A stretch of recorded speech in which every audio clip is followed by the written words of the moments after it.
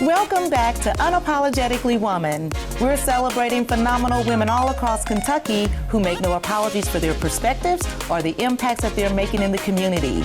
Today we're celebrating Sarah McGill. Sarah has been a Lexington firefighter for 9 years and is passionate about helping her community.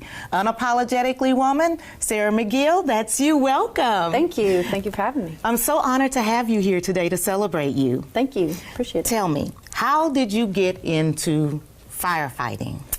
Well, I was a recreation therapist out of college, and I worked in a hospital setting.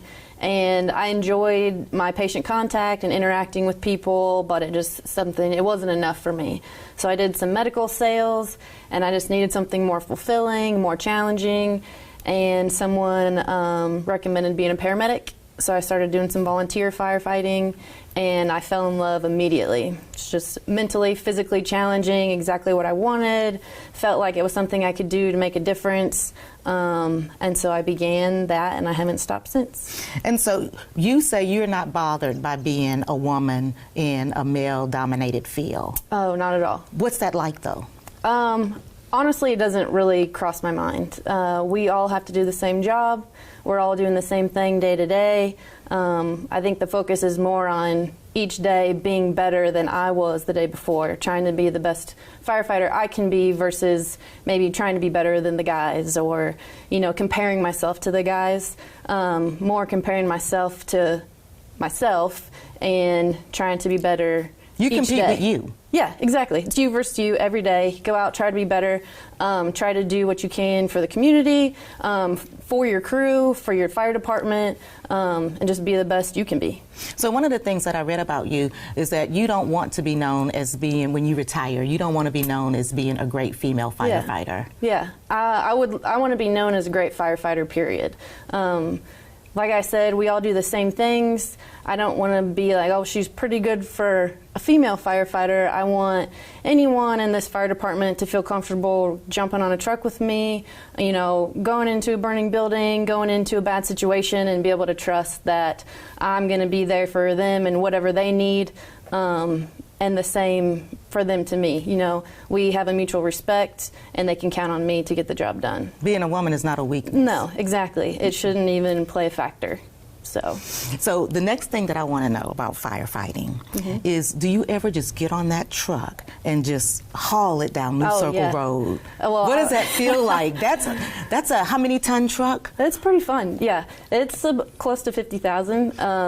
But I work downtown. I've worked downtown most of my career, so that's even more fun. Are you on Marino? Even in and out. I'm over on Third and MLK. Okay. So, especially when it's busy downtown, weekend nights, turning the lights on and getting to, kind of weave in and out of traffic is pretty fun. Starts the adrenaline a little bit. How do you feel when you know that people are waiting for you to show up?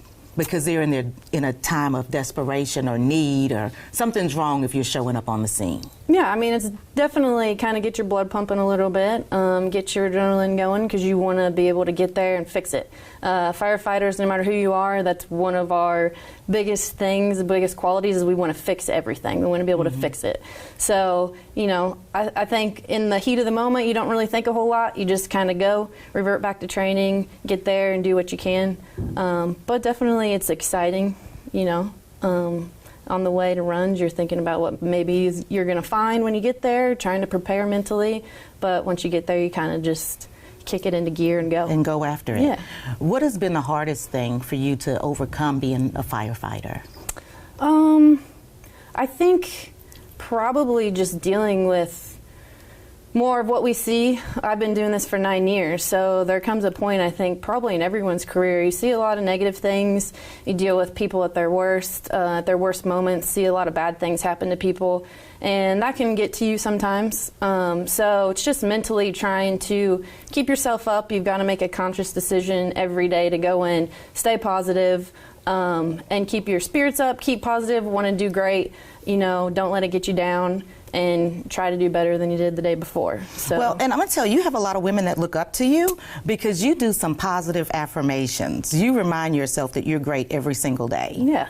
I think that's so awesome. Yeah, I think as long as you put your mind to something and you're willing to put in the work, you make the decision, I think you surprise yourself with what you can do no matter who you are, male, female.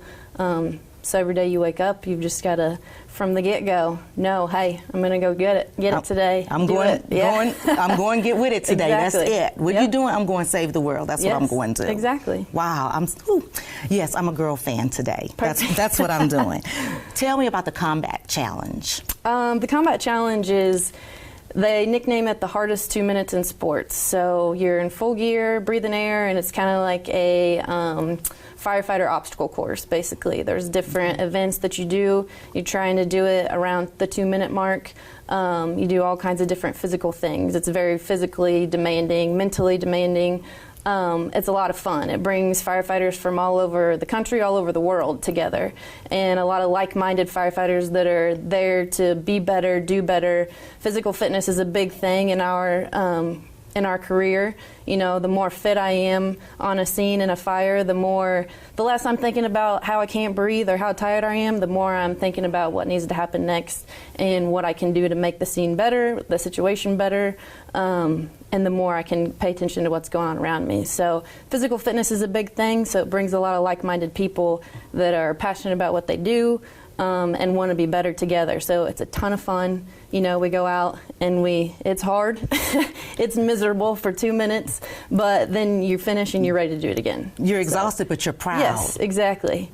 So you talked about firefighters coming together from around the world. Mm-hmm. It's like it is a fraternal thing, you know, but you also don't forget about 9/11, and I saw that you guys do the Stair Challenge. Mm-hmm. Talk about that a little bit. So we do the Stair Climb every year for 9/11. We started doing that at UK's football stadium now, and it's just a time for everyone to get together. The fire department is a big family. No matter what fire department you're with, we're all family, and we're all there for each other. And those guys that sacrificed and gave their lives that day will never be forgotten. And it's just something we do to honor them, you know, once a year and make sure they know that we still think about them and we're out there trying to be better for them. So everyone gets together. It brings a ton of people from the community, fire, police, just people that live in the community. Anyone can come, and we walk those stairs in honor of them. We say their names. You know, it's a cool time. We play pictures, videos from that day, just a time to kind of sit and remember and appreciate what they did. Absolutely, absolutely. So, as hard as you work, you play as hard too. Yes, ma'am. Talk to me. You like everything outside. Everything outside is you. Tell me about boating. Okay, I love the lake. So we go to Laurel Lake a lot, and a lot of us have boats on the fire department, and it's just kind of something we like to go do together outside of the firehouse. We'll go hang out, ride around on the lake, just hang out in the sun, laugh, release. Look, but you're talking about riding around on the lake, but you also ride around on four-wheelers too. Yeah, we like anything exciting, whether it's at work or off work. So four-wheelers, side-by-sides, hiking. I went with a group and we climbed in the Tetons. I was going to say, and when you're not saving the world, you're climbing mountains. It was pretty great, yeah. Always looking for something exciting to do. You know, something to get that adrenaline. That's not going to be the last mountain, is it? No. I would love to do one a year. You know, always setting goals, trying to be better, trying to do things, experience new things. Setting goals to break, really. Well, that's the reason you don't want to get bored, so that's right. Find things to do. So yeah. And so you have a great sidekick, Max. Oh yeah. I see him everywhere you are. He is. I think he's better known in Lexington than I am. Well, so, that may be. He's what, a 7 pound, 6, 7 pound about Chihuahua? 8 pounds. Chihuahua mix. Yeah, he's pretty awesome. He thinks he's about 80 pounds. Mm-hmm. He's got a big personality. And he's like me. He would have climbed that mountain if I would let him. He'll go push himself too. So he's a good guy. A lot of people love him. Now, a lot of people love him, but you love him dearly. I heard that you hold no punches when it comes to taking care of Max. No. I understand from a reliable source that another dog in the neighborhood had him by the mouth, had him in his mouth. Yeah. Tell me what happened with that. Well, it was a long shift the night before, so I was pretty tired. I had slept, got home from work, slept, was barely awake, about 10 in the morning, and the little dude, he loves dogs. He goes to daycare when I'm at work because I work for 24 hours at a time, so he loves to interact with dogs. Well, he saw this dog and he pushed through the door before I could get the leash on him, and this dog did not like other dogs, so snatched him up, and I thought he was a goner, but I got out there and But Mama got in there and got the dog. Boom, give me my baby back. Yep, I got some shots in, dropped him, and the little dude took off running. So he's good to go now. Spent a day in the ER, but he's a strong guy. So he's I good. figured as much. I was like, that's a great story. Oh, yeah. That's a great one. It was rough. But before we go, I want to give you, because there are going to be young girls, young women looking at this for inspiration. From your perspective, what kind of advice would you give someone? I think no goal is too big. So like I said before, I think as long as you set your mind to something, you've got to make the decision you're going to do it. Stay committed and work as hard as you can towards that goal, and you can do anything.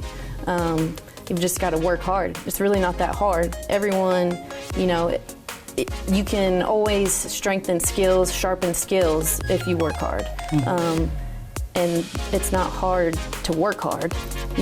Talent and things will come later. But if you stick with it, stay committed, stay consistent, and just work, put that effort in, you can do some pretty awesome things.